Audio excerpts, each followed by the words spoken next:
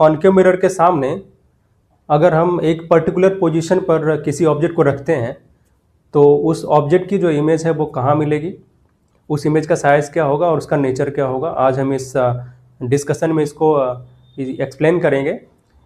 तो सबसे पहले देख लेते हैं कि ऑब्जेक्ट को कहाँ बोला गया रखने के लिए। ऑब्जेक्ट को कैपिटल सी और कैपिटल एफ के बीच में रखना है। ऑब्जेक्ट जब कैपिटल सी और कैपिटल एफ के बीच में हो, यानी सेंटर ऑफ कर्वेचर और फोकस के बीच में हो, प्रिंसिपल फोकस के बीच में, तो उस ऑब्जेक्ट की इमेज कहाँ बनेगी, उसकी साइज़ क्या होगी, उसका नेचर क्या होगा, ये सब कुछ हमें यहाँ पर देखना है। तो सबसे पहले बात हो रही है कॉन्केव मिरर की। कॉन्केव मिरर एक बना लेते हैं। ये हुआ कॉन्केव मिरर, जिसमें बल्जिंग पार्ट पर हम क्या किए हैं, सिल्वर की पेंटिंग किए हैं और उसके बाद क्या किए हैं, उसके बाद भी हम रेड ऑक्साइड का कोटिंग किए हैं उसके बाहर बाहर। ठीक है, तो ये हुआ कि हमने एक साइड पेंटिंग कर दिया है या कहें कोटिंग कर दिया है। इस मिरर को हम एम और एम डैश से रिप्रेजेंट करेंगे और इस मिरर का जो एकदम मिड पॉइंट होगा इसे कहते हैं पोल, कैपिटल पी से रिप्रेजेंट करेंगे। और ये स्फेरिकल मिरर है कॉन्केव मिरर, तो एक स्फेयर से बना होगा और जिस स्फेयर से बना होगा उसको कुछ सेंटर भी रहा होगा। उस सेंटर को हम कहते हैं, उस सेंटर को इस मिरर के लिए कहते हैं सेंटर ऑफ कर्वेचर, जिसे कैपिटल सी से रिप्रेजेंट करते हैं। बाकी ये इस स्फेयर का सेंटर भी है जिससे ये मिरर बना हुआ है।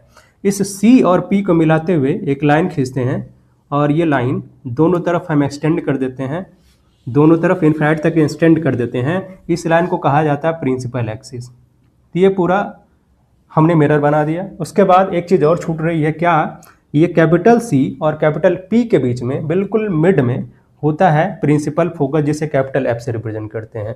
तो हमारे पास पी है, एफ है, सी है और उसके बाद कहा जा रहा है कि ऑब्जेक्ट को कहाँ रखना है, सी और एफ के बीच में, सेंटर ऑफ कर्वेचर और कैपिटल एफ के बीच में, यानी ये है सी और एफ, इसके बीच में ऑब्जेक्ट को रख देना है। अब इसकी इमेज हमें बनानी है। तो इमेज बनाने के लिए, इमेज के फॉर्मेशन के लिए हमने रूल्स पढ़ा है। 4 रूल हैं कुल। ठीक है, कुल चारों रूल में से हमें किसी 2 रूल को अप्लाई करते हुए और हमें इमेज का फॉर्मेशन करना है, आसानी से कर सकते हैं। और पहला वाला जो रूल है, ठीक है, रूल फर्स्ट, ये तो बिल्कुल क्या है, यूनिवर्सल है, बहुत आसान है, इसको तो ज़रूर अप्लाई कर दो। तो पहला वाला रूल यहाँ अप्लाई कर देते हैं। क्या करना है, ये ऑब्जेक्ट अपना इसको ओ और ओ डैश से रिप्रेजेंट कर देते हैं। इसका लोअर पार्ट ओ है और अपर पार्ट जो है वो ओ डैश है। इस ओ डैश पॉइंट से एक लाइट की रे ऐसे लेकर के जाते हैं जो प्रिंसिपल एक्सिस के पैरेलल हो, तो ये लाइट की रे हो गई और इस पॉइंट पर ये इंसिडेंट हुई है।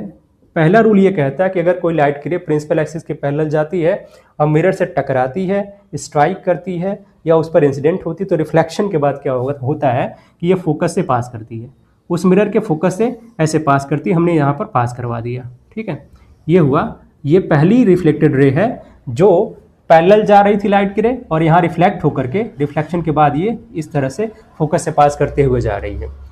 पहला रूल हमने अप्लाई कर दिया। अब पहले रूल के साथ साथ दूसरा, तीसरा या चौथा, इन तीनों में से जो बाकी बचे हुए 2, 3 और 4 रूल हैं, 4th रूल है, उन तीनों में से कोई एक रूल अप्लाई करें और फिर दूसरी रे को भी हम इस पॉइंट से ओरिजिनेट करा करके मिरर पर लेकर के जाएं, इंसिडेंट करवाएं और फिर रिफ्लेक्शन करवाएं।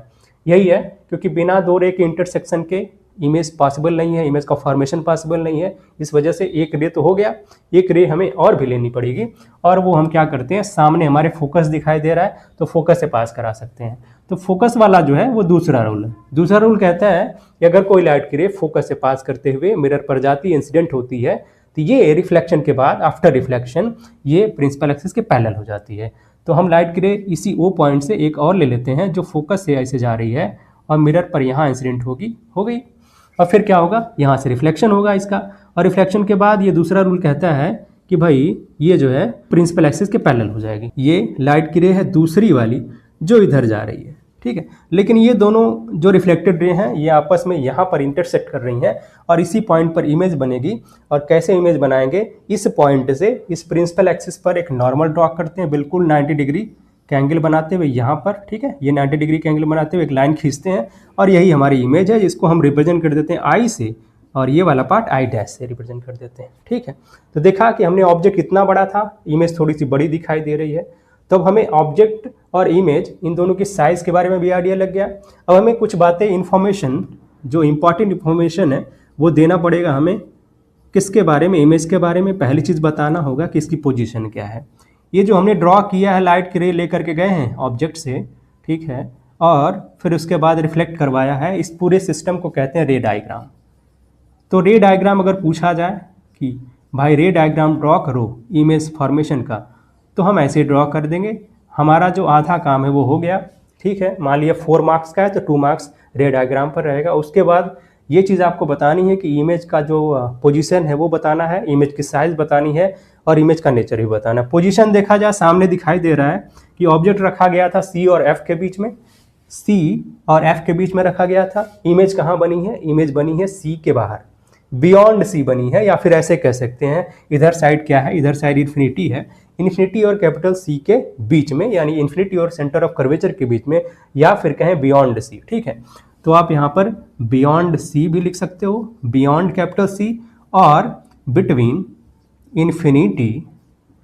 इन्फिनिटी के बीच में और कैपिटल सी के बीच में। दोनों बातें यहाँ पर लिखी जा सकती हैं, दोनों सही है, कुछ गलत नहीं है। दूसरा चीज़ हमें बताना है कि इमेज की साइज़ क्या होगी भैया, इमेज की साइज़, और ऑब्जेक्ट के कंपैरिजन में बताना है आपको, एग्जैक्ट नहीं बताना। एग्जैक्ट तो तब पता कर पाएंगे जब हम मैग्निफिकेशन पढ़ेंगे, मिरर का मैग्निफिकेशन तब बताएंगे। अभी क्या सिर्फ इतना बताना है कि ऑब्जेक्ट के कंपैरिजन में जो इमेज की साइज़ है वो छोटी है या बराबर है या फिर बड़ी है। ठीक है, तो देखा जाए ऑब्जेक्ट इतना बड़ा था और इमेज थोड़ी सी बड़ी बनी है, यानी कि मैग्नीफाइड इमेज कहेंगे इसे, मैग्नीफाइड। जो इमेज मिली है बड़ी मिली है हमें ऑब्जेक्ट के कंपैरिजन में। तीसरा पॉइंट, तीसरा हमें ये बताना है कि इमेज का नेचर क्या है भैया। इमेज का नेचर में दो बातें हैं कि अगर लाइट की रे रिफ्लेक्शन के बाद, दो जो हम लाइट की रे यहाँ कंसिडर किए हैं वो दोनों रिफ्लेक्शन के बाद, अब यहाँ पर तीर बनाना भूल गए थे, हाँ इधर तीर होगा और ये भी तीर होगा। ठीक है, तो अगर लाइट की रे रिफ्लेक्शन के बाद एक्चुअल में या रियल में आपस में इंटरसेक्ट करें तो रियल इमेज बनती है। यहाँ हमने देखा कि जो दो लाइट की रे हैं रिफ्लेक्शन के बाद, जो हमने दो लाइट की रे को कंसिडर किया था वो रिफ्लेक्शन के बाद इस पॉइंट पर मिल रही हैं, आई डैश पर, तब जाकर के इमेज का फॉर्मेशन हो रहा है। मतलब यहाँ हमें जो इमेज मिलेगी वो कैसे मिलेगी भैया, रियल मिलेगी, रियल। एंड साथ ही साथ ये बताना है आपको कि जो इमेज मिली है वो उल्टी मिली है या सीधी मिली, सीधी मिली या उल्टी मिली है, इरेक्ट मिली है या फिर इन्वर्टेड मिली है। तो देखा जाए यहाँ पर जो ऑब्जेक्ट था इसका ये पैर यहाँ पर है प्रिंसिपल एक्सिस पर, सर अपना ये है, इसका ये हेड कह सकते हो आप, सर ऊपर है। लेकिन इमेज का देखें, पैर तो यहीं प्रिंसिपल एक्सिस पर है, लेकिन सर इसका जो हेड है वो कहाँ आ गया, नीचे आ गया भैया, नीचे आ गया। मतलब सर नीचे हो गया, पैर ऊपर हो गया, तो क्या हो गया, ये इन्वर्टेड इमेज मिल गई हमें। ठीक है, उल्टी इमेज, इन्वर्टेड इमेज। इमेज के नेचर में रियल एंड इन्वर्टेड लिखा जाएगा। ये हुआ इमेज के बारे में पूरी जानकारी, पूरी इंफॉर्मेशन डिटेल्ड में। अब इसमें क्या है, हमने जो है रे डायग्राम ड्रॉ किया, ऑब्जेक्ट की इमेज बनाई, हमने इस तरह से दिखा दिया, आधा काम हो गया। उसके बाद ये चीज़ हमें बताना भी है कि हाँ इमेज के बारे में, उसकी पोजीशन क्या है, साइज़ क्या है, नेचर क्या है, लिख करके भी बताना है, क्योंकि सामने दिख तो रहा है लेकिन क्या है कि हमें उसको डिटेलिंग करनी पड़ेगी, इमेज के बारे में बताना पड़ेगा, तब जाकर क्या होगा, पूरा फुल मार्क्स मिलेगा हमें। तो आई होप कि आप सबको ये अच्छे से समझ में आया होगा।